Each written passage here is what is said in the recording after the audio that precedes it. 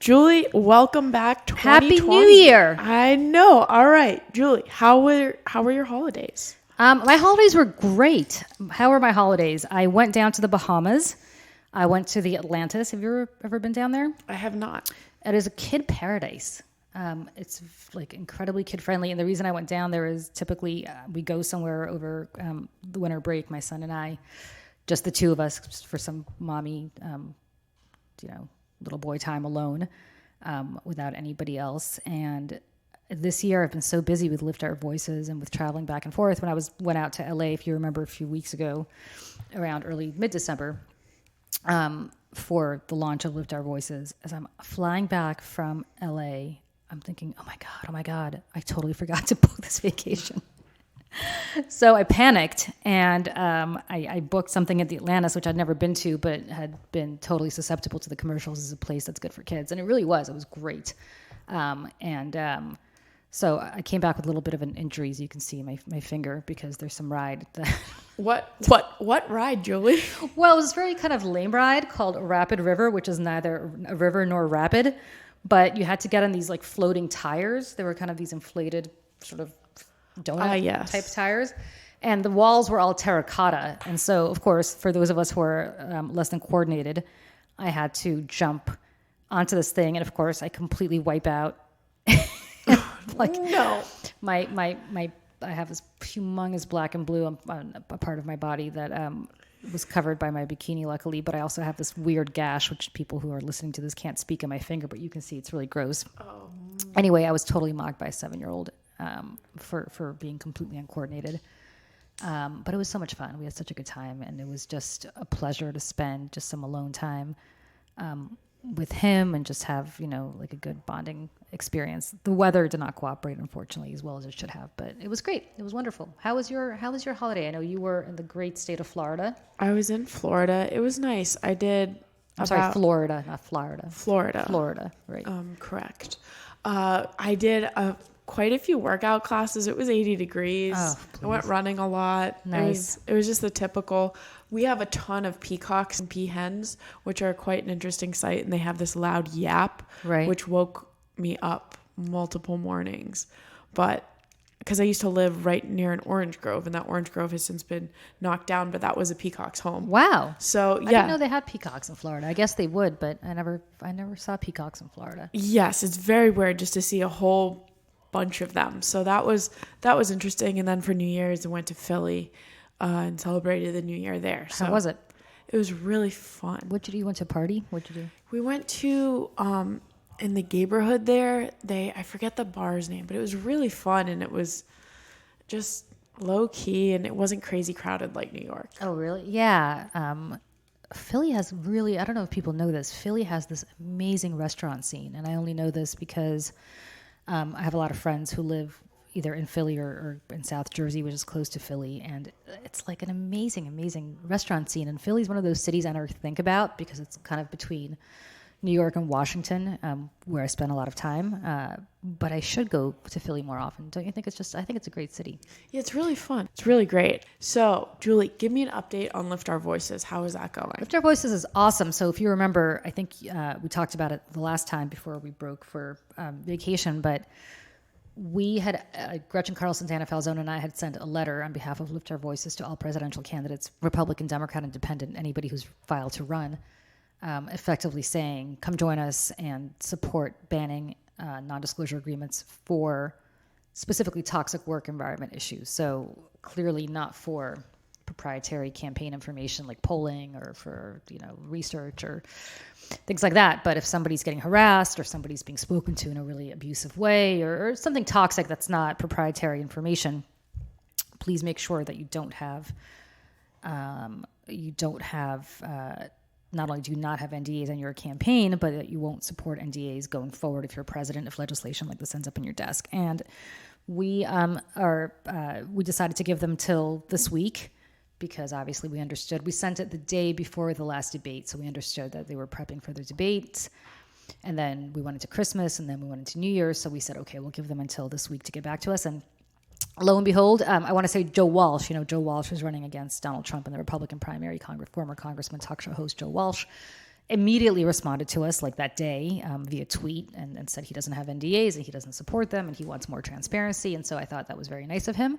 And then today, Vice President Biden's campaign sent out a very wonderful statement supporting our mission and saying that they don't use NDAs on their campaign and that they are they obviously support not enforcing NDAs for toxic work issues, specifically sexual harassment and gender discrimination. And then shortly thereafter, a few hours later, Senator Booker from my home state of New Jersey sent a very good statement as well. Now, Biden said he doesn't have NDAs on his campaign. Booker apparently does have NDAs on his campaign, but said they only relate to proprietary campaign information, which I will assume is polling and research and things like that, and that he doesn't support enforcing them for toxic work issues.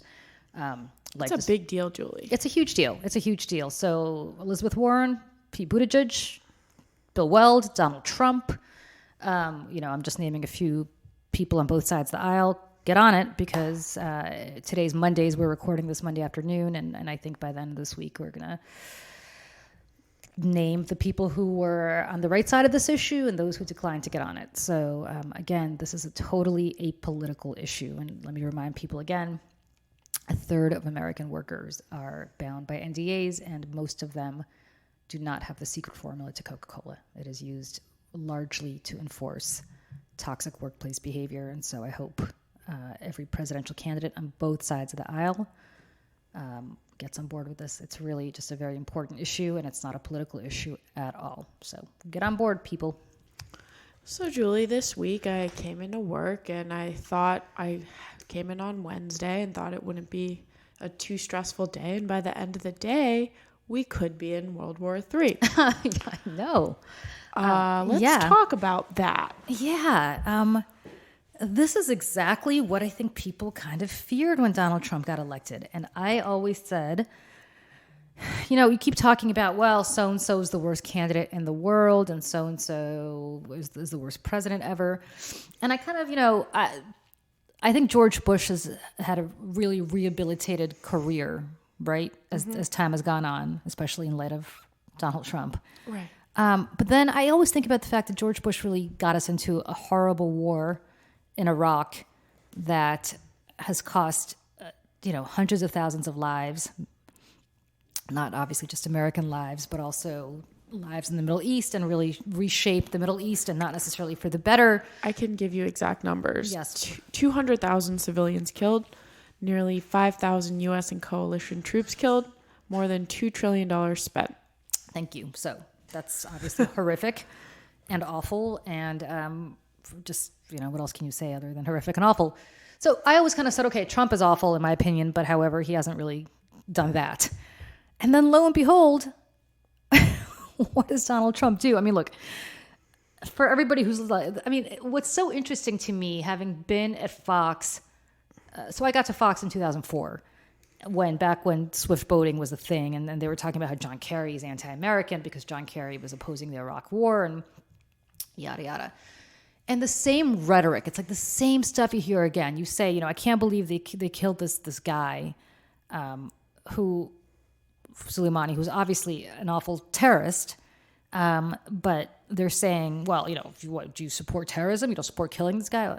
Like, it's the same stuff. If you don't support it, you're anti-American. You support the terrorists. You don't support. This is like exactly the same rhetoric. It's like these people. It's like when I went to a Bon Jovi concert about 10 years ago, and I had not seen anything like it since 1986. But all the girls with the big Jersey hair were there, and I was like, where have you people been for the last 30 years? Like, couldn't believe. Like, I didn't understand where they had been walking around with this big Jersey hair for the last 30 years. Same thing here. I'm like, where have you people been since like 2004?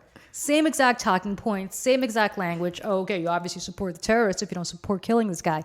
No, what I support is an informed strategic decision. And what this has effectively done, and I remember this happened and I tweeted out, and lo and behold, it's not that I'm so prescient, it's that this was apparent to anybody with a third grade education. What does Iraq do? Iraq says we want all American troops out of Iraq because this guy was killed on Iraqi soil. So we just assassinated somebody, killed somebody on their soil without consulting them, apparently. They want us out of there. Okay, so one of two things. Either we get out of there, as our Iraqi quote-unquote allies want us to, or we don't get out of there, in which case we're now occupying a country that does not want us there, which means that we're going to have to send a hell of a lot more troops over there to keep the peace because they're going to start riding against us. So, okay, what's going to happen when the void is filled, when we leave? Iran is going to fill that void because apparently, unlike unlike Donald Trump, I know the difference between Sunni and Shia. And the reality is there is a Shia majority in Iraq, and they are, as is Iran, and the void will be filled by the Iranians. You just strengthened the Iranians' hand tremendously. And this whole there was about to be an attack on our installations or on American interests. This guy, you know who this guy has done the most to harm Israel, right? He was enabling Hezbollah. He was 100% behind the Iranian nuclear program. I mean, everything that Bibi Netanyahu hates was embodied by this guy. Why didn't the Israelis get him for the last 20 years? The Israelis have the ability to get this guy, no problems, no questions asked. I mean, they're just really good at this stuff. Ask yourself, why didn't Israel get this guy? Because the Israelis obviously made an educated and calculated decision that getting him was going to open up a Pandora's box that ultimately was going to cause more harm than good for their interests. Right. And that is exactly what happened here. He was a really bad guy.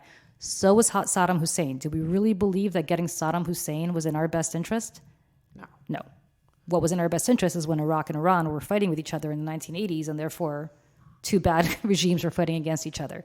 Having dispatched one side of that equation, we've just now empowered and continue to really strongly empower the other side of that equation. We made Iran a lot stronger by doing what Donald Trump authorized us to do last week. So I don't know if we're on the brink of war. I just want to remind people Iran is much bigger than Iraq and much more complicated. And we've also empowered the Russians, because once Iran has more influence in Iraq, which it will, guess who also will? The Russians, whose proxies often they are. So congratulations, Donald Trump. Vladimir Putin just got helped out by you again. Well, and to even buttress your point, today I interviewed a Green Beret, a former Green Beret, and he was in Iraq in 2007. But he told me, he's like, his name's Jason McCarthy. He said, bigger picture, what's interesting is that an Iranian general landed at Baghdad International Airport to discuss strategy of any kind. The Iran-Iraq war is completely over. Saddam Hussein never would have accepted such a general. This is the Sunni Shia power shift that has happened in Iraq post the U.S.-led invasion in 2003. Yeah. So exactly what you said. Exactly what I mean. It's obvious, and it's pretty miraculous to me. And I was there was a famous incident about this with one of my co-hosts at Fox a few years ago. It is interesting to me how many people who opine on this don't understand the difference between Sunni and Shia, don't understand that they pretty much hate each other with a passion. And Saddam Hussein ruled over a Sunni minority. And with him being gone, Shia obviously have developed a tremendous, much more influence. You know who else has benefits? Somewhat. It remains to be seen, but I can see why Jared Kushner might think so. The Saudis. Because this guy was really working very much against Saudi interests in Yemen and other places. And so what I find fascinating is how much we continue to do for the Saudis, who are more responsible for terrorism in this country, at least, than anybody else. How much we continue to do for a regime that killed a green card holder, the Washington Post journalist that they beheaded, if you recall, in Turkey. How much we continue to do to help the Russians by our actions. And just what a short-sighted decision this was. It's just stunning to me. It's just stunning. And of course, you have the usual suspects, Lindsey Graham, who never met a war he didn't want to send somebody's kid to. Come on. I mean, this is just, it's absurd. And there are going to be repercussions, and I don't know what they are, but they're not good for us. Even if there's no attack on our homeland. It is not good for us and our interest in the Middle East and our larger global interests. And so it's sad. Well, and another interesting point that I want to bring to it is, so again, today, I did a lot of interviews today. Right. I spoke to a cybersecurity expert from NYU, and he had mentioned that the Iran deal kept the Iranians in check when it came to cyber warfare, and that now the gloves are completely off. And it's especially troubling since Iran had launched a successful cyber attack in 2016. That's when Iranian hackers infiltrated the computerized controls of a small dam in Rye, New York, right outside of the city. So it's all pretty troubling. Yeah, and they just pulled out of the nuclear agreement. Right. The other thing that's interesting is think about what Trump has been doing, right? Trump has been extolling the virtues of Vladimir Putin. He's been extolling the virtues of Recep Erdogan. He's been extolling the virtues of MBS, Mohammed bin Salman of Saudi Arabia. He has not really been extolling the virtues of our NATO allies, i.e. our coalition partners in Iraq, who went into Iraq and Afghanistan with us, especially into Afghanistan with us, not Iraq, but Afghanistan with us. So you need friends when you do something like this around the world to help you. You need intelligence agencies that are going to share information with you. And we now have heard over the last few years that there is a chill on sharing information among some of our closest allies, like the Brits and the Australians, because they don't trust Trump. They just don't trust him not to share it with people they don't want it to be shared with. And when you have France, which, everybody's going to say, well, France, France was against us during the Iraq War. I mean, I worked in the Senate when they changed French fries to freedom fries because they were so stupid. But the reality is France is a major coalition partner. And it is the second largest country in Western Europe. And there's a reason for why we need them as allies. We need the Germans as allies. The Germans always had a pipeline to Iran. And we were able to work with them to advance our interest in Iran when we couldn't do it directly.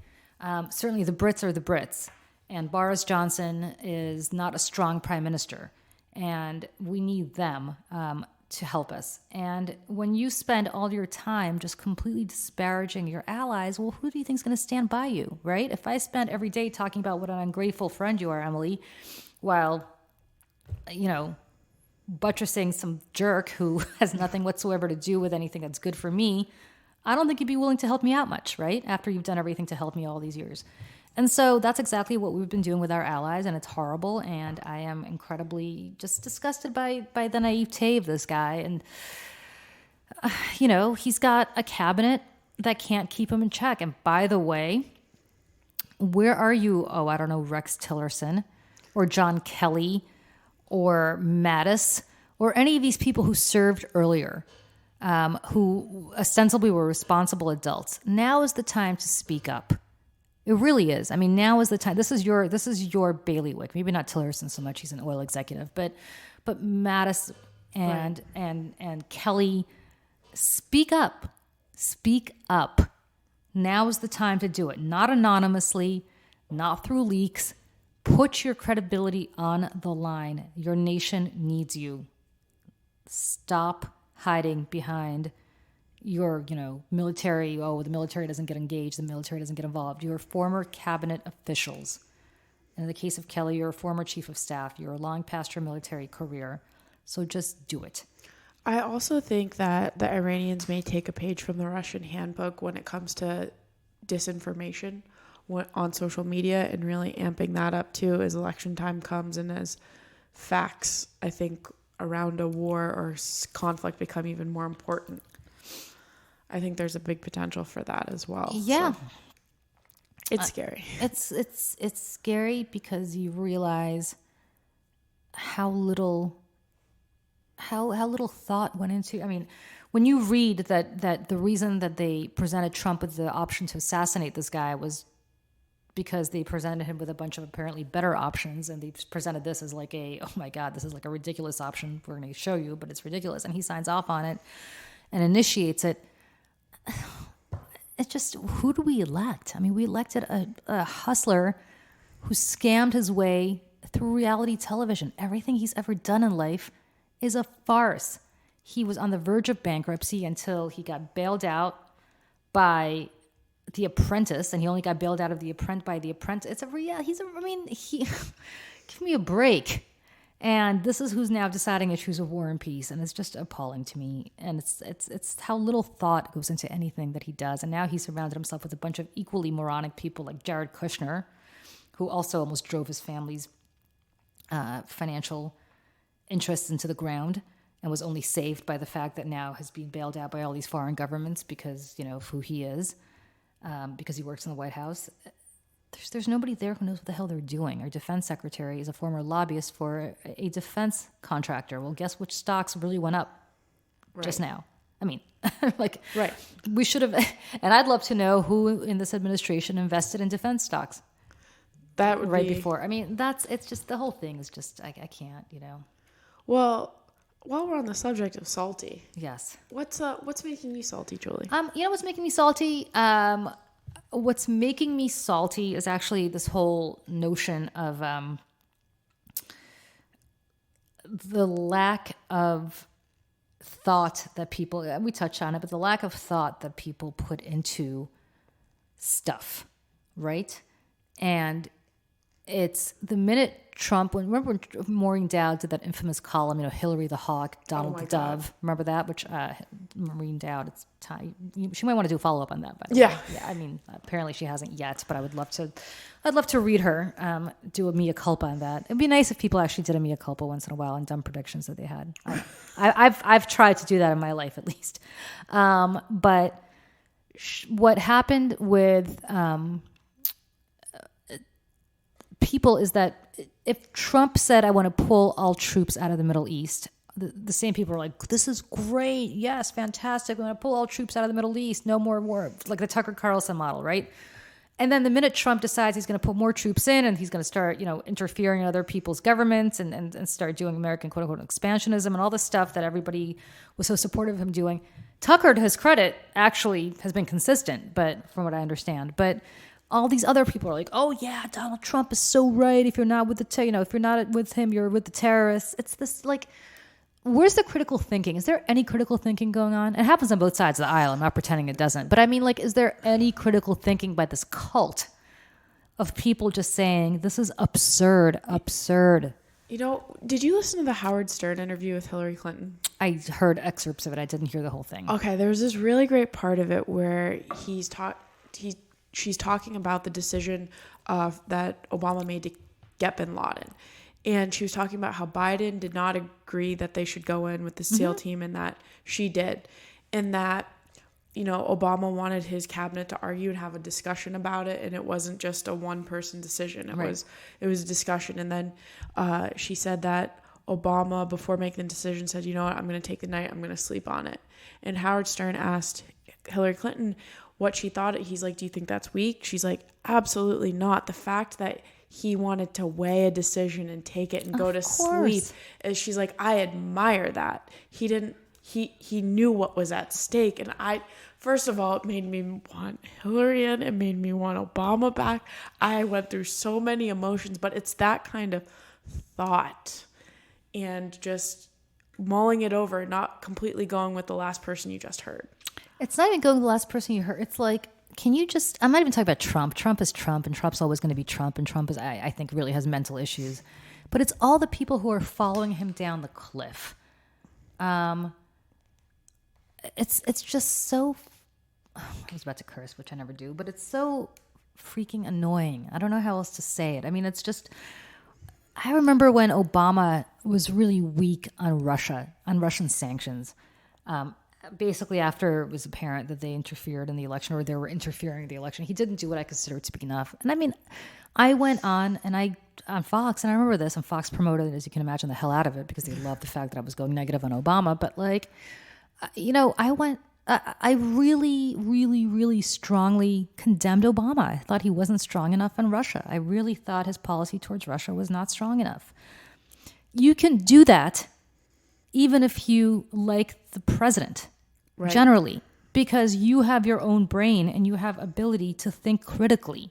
And there are certain things that you like, and not everything has to be 100%. There's not a 100% loyalty test.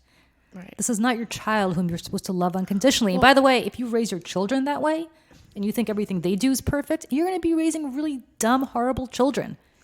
So if you're not going to apply that to your child whom you're supposed to love more than anything in the world, why would you apply that to your president? Also, if you have children, you should be thinking about the thought of them going to war. Well, but that's the thing. Too. I mean, I love how like Eric Trump, God bless Eric Trump. Oh yeah, this is great if we go to war. Yeah, you know what, Eric? You're not going to war. Right. Guess who's like, I'm not going to war. Right. Guess who's going to war? It's going to be the poor black and brown kids who are going to war because that's who goes to war. I'm sorry. Look who goes to war. Right. And it's... have we not had enough? Like, honestly, have we just not had enough? I'm not even talking about going to war, but have we not had enough of this unconditional support? And all these people who love Trump. Remember when Trump lied and said he was against the Iraq war from the beginning? And then, of course, it comes out that on Howard Stern, he, of course, was not. They found some old Howard Stern tape of him saying that he supported the war, that he didn't oppose it.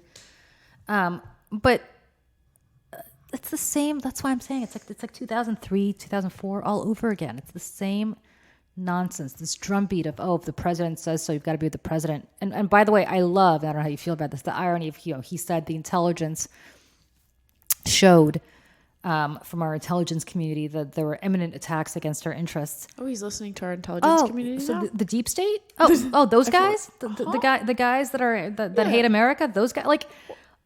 And all these people are like, oh, yes, our intelligence community is saying so. Okay, well, first of all, I don't know that our intelligence community is saying so. In fact, people who've seen the intelligence said that's a total lie. But nevertheless, even if our intelligence community was saying, I'm sorry, we like our intelligence community, the same intelligence community that said that Russia was responsible for interfering in our election, that Donald Trump consistently took down Vladimir Putin's word over our intelligence community. It's a little cherry picking. Yeah, I'm salty about his supporters who have no ability to think critically. It's just a bunch of lemmings all going off a hill. I can't stand it. It drives me up the wall, just crazy up the wall.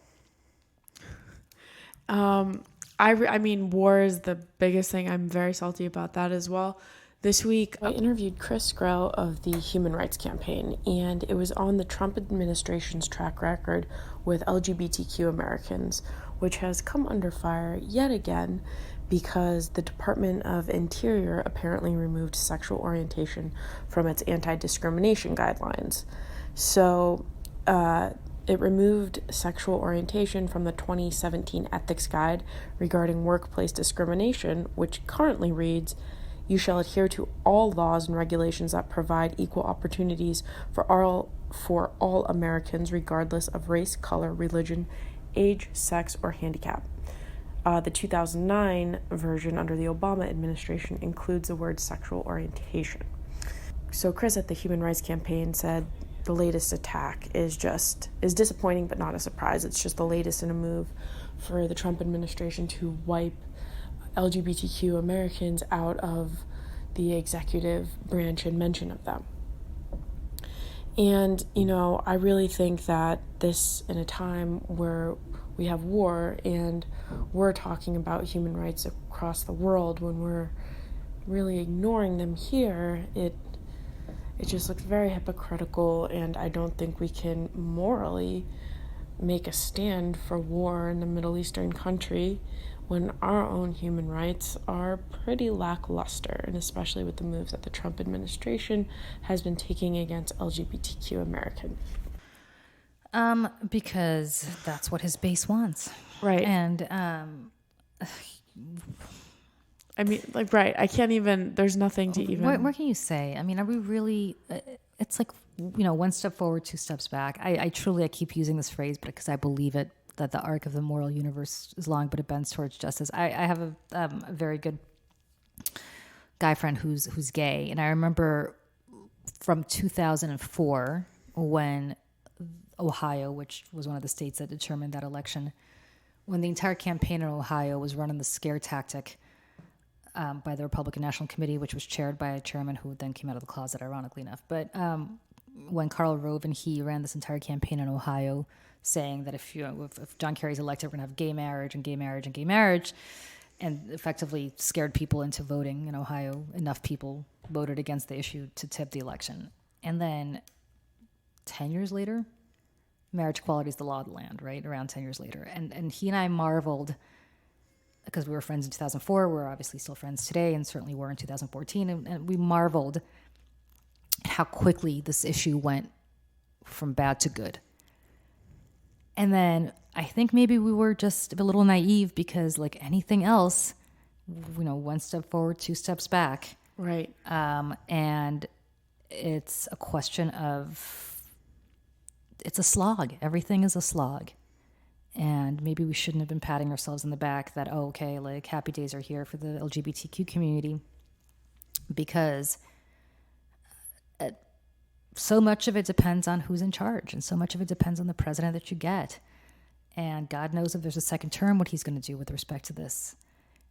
All the things that you think are not feasible, sometimes, my imagination has become much more rampant. Oh my gosh. Can I just tell you that the other night I was just playing like a card game, and it was like, you asked a question, if you could Freaky Friday and switch bodies with someone for one day, who would it be? And as gross as it would be to switch bodies with Trump, I mean, I feel like I could do so much good in just one day and just redo everything. And I kept thinking that could be a possibility. And it could be, but then you Freaky Friday back, and then he'd undo everything you did anyoanyway. I know, and it got me really hopeful. But yeah, but I mean, I had a moment of hope. Right, but it's I know how in shape you are, so I can only imagine how completely weird you'd feel being in Donald Trump's body. But that's neither here nor there. But it's just I don't know.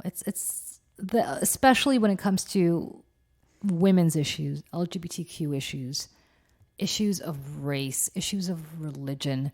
You look at, I mean, I don't want to get into what makes me salty on a different note, but look at all these anti-Semitic attacks in New York City. And I'm Jewish, obviously. I live in New York. And I said to somebody, I said to more than somebody, I said it to several people, if you as a Jew can't feel safe in New York City, where in the world can you be safe? I mean, it's not Israel, because Israel is not a safe place, right? Just generally by its very existence, right. It's a dangerous place to live. Where as a Jew can you be safe, if not in New York City? Where on earth? And the answer is nowhere. No, can I just tell you, in Florida, so I went to the JCC for kindergarten. Right. And I remember when I was younger being absolutely terrified because there were 3 KKK members who had a little demonstration in front and just being told me this, yeah. Scared for but I mean in Florida as well, which is... Yeah. I mean Florida, right. But Florida has, parts of Florida that are Florida, It's an interesting place. Yeah, it's an interesting place. But New York City, like, think about it. And granted, it's against the Hasidic community, who are obviously very outwardly proud of their religion and dress that way and keep those traditions a lot more than secular Jews like me. But still, I mean, it's still, you have it in Brooklyn. I mean, Brooklyn. Seriously, right. It's like Brooklyn. It's very unsettling. We had a lot of salty stuff. What's something you're looking forward to this week or this month? I think, so what am I excited? I'm excited about this new year. I think I'm excited about this being a presidential year. I'm hoping it's not going to end in heartbreak for us. But not more importantly, that's quite importantly, I'm just excited for this year. I know everybody keeps saying it's not a new decade. The decade ends at the end of this year, but I'm thinking of the 20s. This is the roaring 20s as a new decade.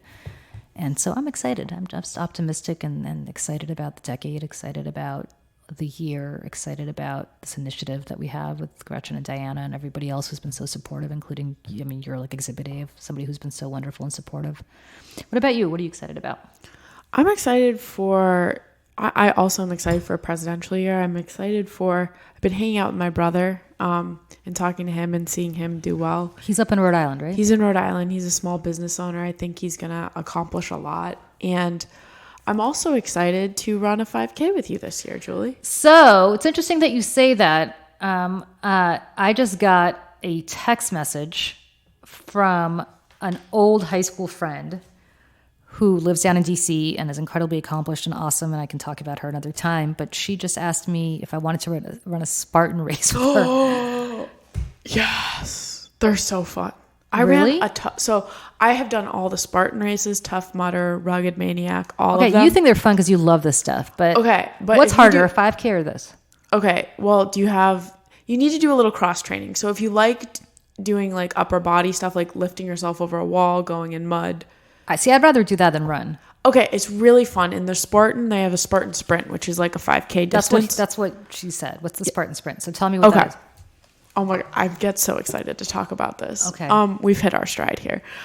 So there's different events. For example, you have to carry heavy bottles of water. I remember I did one at Citi Field and we had to go up and down the stadium stairs holding, that was a part of it. And then you had to go over big walls. And so really use your upper body strength. And then there was, in some of the courses, there's mud where you have to like go and military crawl under. Right. They're balancing, different kind of things like that, which are really fun. So if you have cross training. How much running is involved here? You will still have to go the distance of a 5K, but you get to stop and start. Okay. So it's better than a 5K. Yeah. And you know what you could do? You could wear a Lift Our Voices t-shirt. Double cross promotion. Look at that. All right. You obviously really, you know what's going to happen? I'm going to sign up for it and you're going to run it for me again. I know. I am. And you're going to place. And I'm going to place. Although I'm still pissed off that you didn't place first in the over 40, even though you're under 40. I support you doing this, and I will go down to cheer you on. That's how much I believe in this.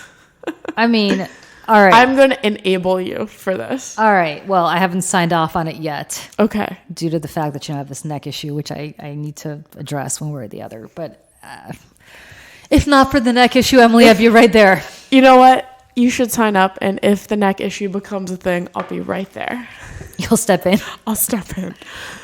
Okay. Well, I'll be so sad about it. I'll step in. Why don't you do it with me? Actually, let's just do it. All right. Well. And we could have Lift Our Voices swag. We could just like.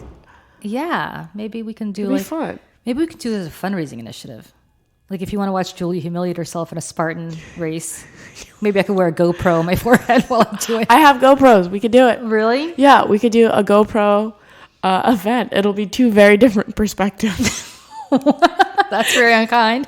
It'll be really amusing. All right, everybody. On that sad note where Emily's mocking me, have a great week. Bye. Bye.